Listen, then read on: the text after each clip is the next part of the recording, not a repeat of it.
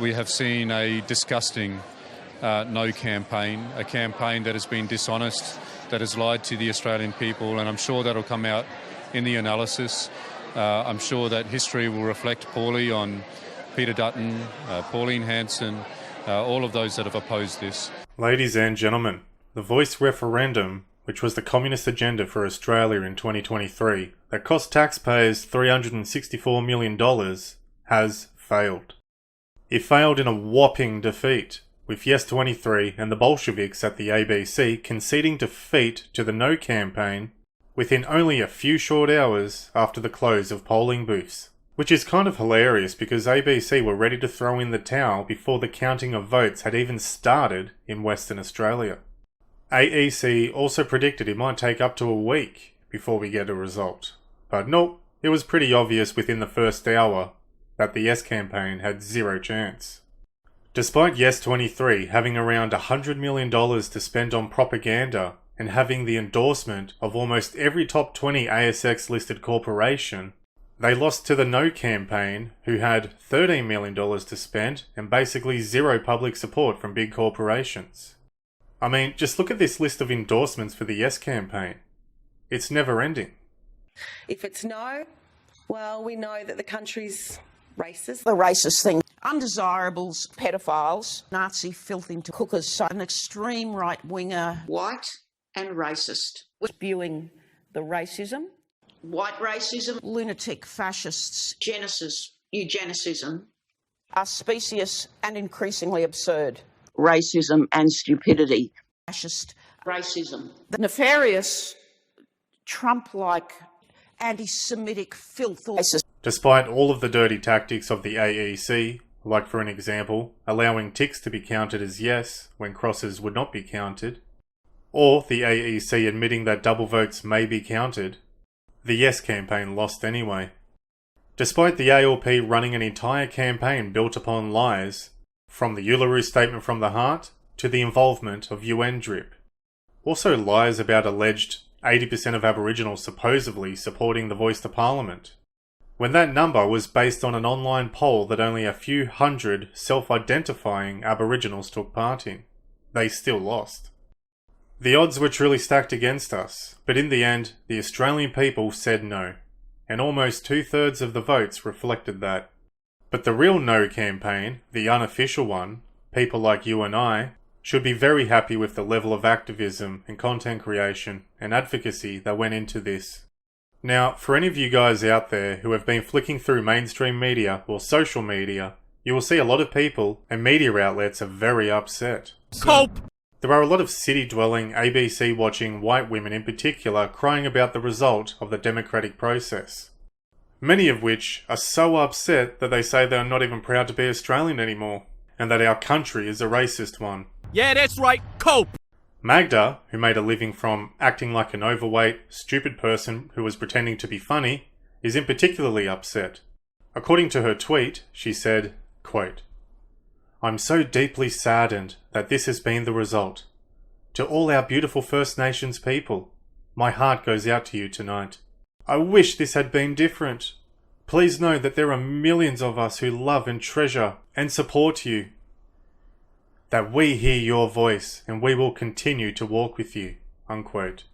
Dr. Rawiri Taunui had this to say, quote, "Yesterday, white Australians voted no to recognising black Australians as Indigenous Australians. In doing so, they voted for a white Australia." Unquote. I mean, there are like a millions of these I could go through, but I'll just read one more tweet. This one comes from Dr. Victoria Felding, a keyboard warrior whose Twitter rhetoric is so bizarre, I wonder if she's even a real human being. She had this to say, quote, "Indigenous communities overwhelmingly voted yes to Australia's Voice to Parliament, just as the Yes campaign said they would. Jacinta Price and Warren Mundine constantly said Aboriginal people did not support the Voice. They lied." Unquote. These people are so out of touch with the facts. Many of these people are claiming that Australia has turned its back on Aboriginal people. They actually think that 80% of Aboriginal people voted yes in the referendum, which is nothing but fake news and disinformation. Because voting is private, we don't actually know who voted for what, but we do know the data that is provided to the Australian people via the AEC official vote count results and the census data from 2021. So as you can see here, I made this chart of the seats with the biggest Aboriginal populations by percentage. Like I said, this data is taken from the official AEC tally room and the census data from 2021. So you can easily verify this for yourself.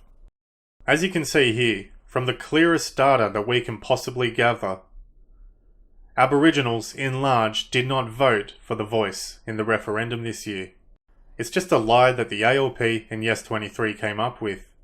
Let's have a look at these districts. Lingiari was 56% no. Durack was 72% no. Burt was 66% no. Leichhardt was 65% no.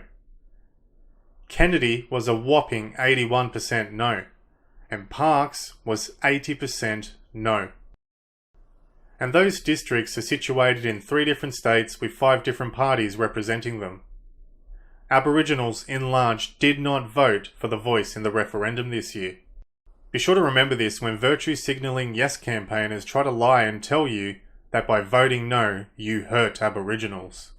The Yes campaign were clear victims of ABC, SBS and NITV propaganda, and they did not look into the facts for themselves. The Yes campaign were the real arbiters of disinformation and censorship. The mainstream media really is to blame for this nonsense. I mean, just look at some of these headlines. From The Guardian, we have Indigenous Australians grapple with gut-wrenching result, but pledge to keep fighting.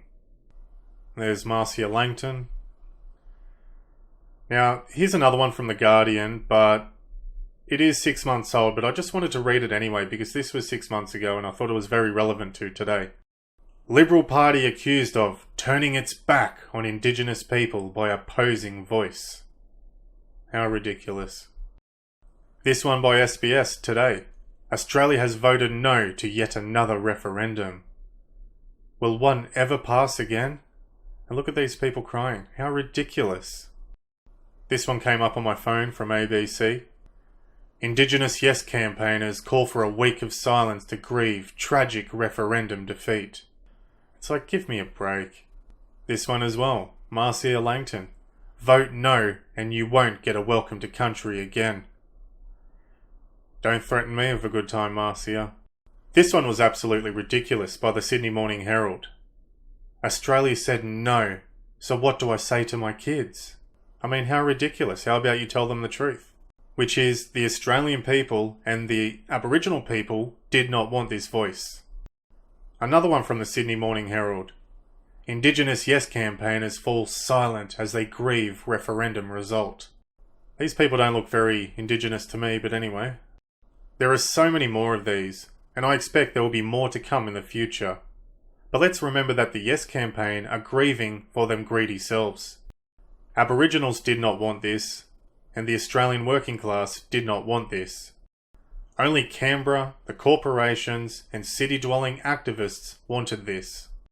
The ABC, The Guardian, and many other mainstream media outlets which publicly endorsed the Yes campaign are already pushing the notion that the referendum was stolen by disinformation. There is also a lot of talk for the proposal of bills which seek to disenfranchise the working class by removing our free speech. RMIT Fact Lab, the disgraced Marxist fact-checkers who couldn't keep a job on Meta for being biased and corrupt, are apparently the only ones who are allowed to decide what is and is not factual. Be on the lookout for how the conversation will start to shift towards wrongthink becoming a crime. The weaponization of fact-checking and the elimination of free speech will possibly ramp up because of this referendum result. So let's keep our eyes peeled and prepare ourselves for that. All in all, it's been a pretty good last few days, especially with this voice referendum result. So just in closing, I'd like to read you guys a statement given by the Australian Nativist Association.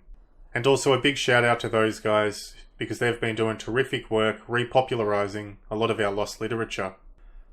They claim, quote, "Despite an enormous, well-financed campaign by large Australian corporations, media entities, and other political parasites, The majority of this country has voted no to the constitutional amendments that would have given Parliament unfettered power to legislate a new, politically motivated arm of the federal government. They would have been operated by radical pale-skinned Marxists masquerading as Indigenous people. This period shows us that the last few years of tyranny from the media and corporations during the COVID lockdowns have shattered the trust ordinary Australians have for what they are being fed by the ruling institutions. Australians have been taught critical thinking on a broad scale.